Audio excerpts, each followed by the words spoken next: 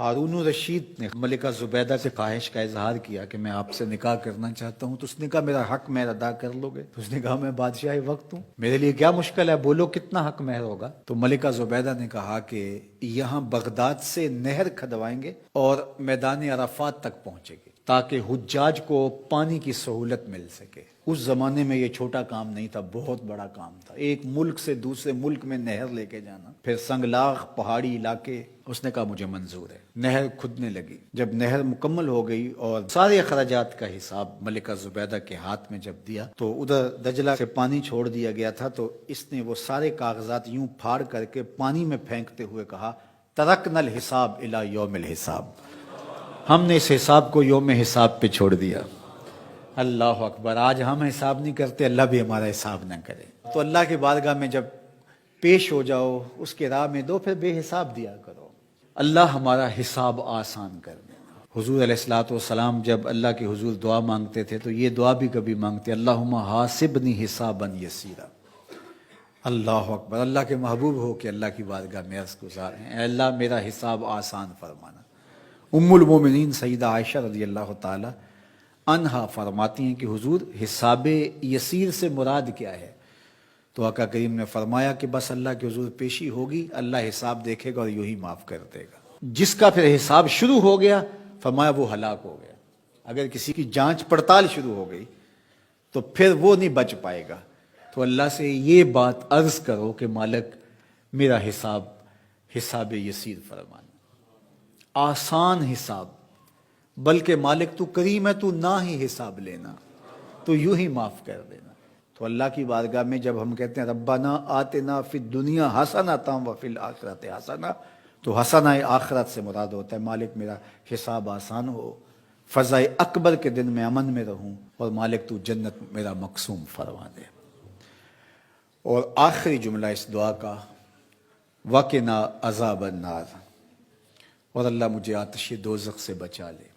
حسنات آخرت جب طلب کی تو اس نے دوزخ کے نجات کی دعا شامل تھی، کیونکہ جب دخول جنت کی دعا ہو گئی تو دوزخ سے بچیں گے تو جنت میں جائیں گے، لیکن الگ سے اس کا ذکر کر دیا گیا اس کی ہولناکی کی وجہ سے کہ وقنا عذاب النار، اے اللہ مجھے آتش دوزخ سے بچا لے۔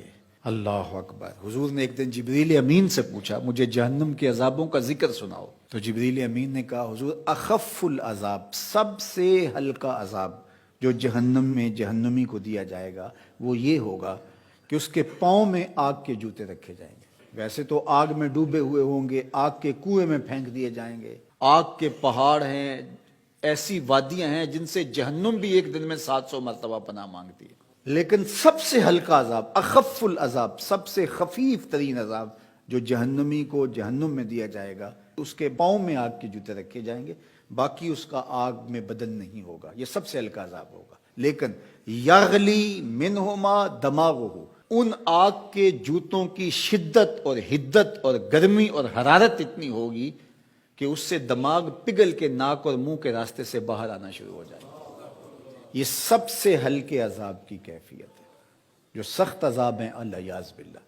تو اس لیے آتش دوزخ سے پناہ مانگو کہ اللہ مجھے آتش دوزخ سے بچانا۔ اس دنیا کی آگ سے فرمایا 70 گنا زیادہ تیز ہے وہ آتش دوزخ، اور وہ بدن کے ساتھ چپک جائے، یہ تو صرف جلاتی اور خشک کرتی ہے، وہ آگ بدن کے ساتھ جسموں کے ساتھ چپک بھی جاتی ہے اور جدا نہیں ہو پاتی، تارکول کی جیسا لوک چپک جاتی ہے، اس طرح وہ آگ چپک جائے گی بدنوں کے ساتھ الیاذ باللہ۔ اس کا ایک انگارہ اگر پہاڑ پہ رکھ دی جائے، دنیا کے پہاڑوں پہ، تو پہاڑ پگھل جائیں۔ یہ ہے اس آگ کی شدت اور اس آگ کی حدت۔ جہنمی کو اگر جہنم سے نکال کر اس دنیا کی آگ میں ڈالا جائے تو اس کو نیند آ جائے، وہ آگ اتنی سخت ہو۔ 70,000 زنجیروں میں جہنم کو ڈال کر کے جب میدان حشر میں لایا جائے گا تو ایک لمبی سی گردن دی جائے گی جہنم کو، لوگوں کے سروں کے اوپر گھوم رہی ہوگی، اور وہ کچھ بد اعمال کرنے والوں کو جہنم ڈھونڈ رہی ہوگی، اور پھر جب بھی مخصوص کچھ جرائم ہیں ان جرموں کا کرنے والا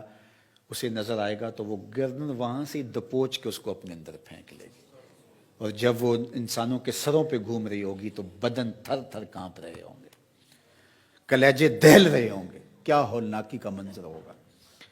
تو اس لیے اللہ کی بارگاہ میں یہ تیسری دعا اس دعا میں شامل کی گئی، وقنا عذاب النار۔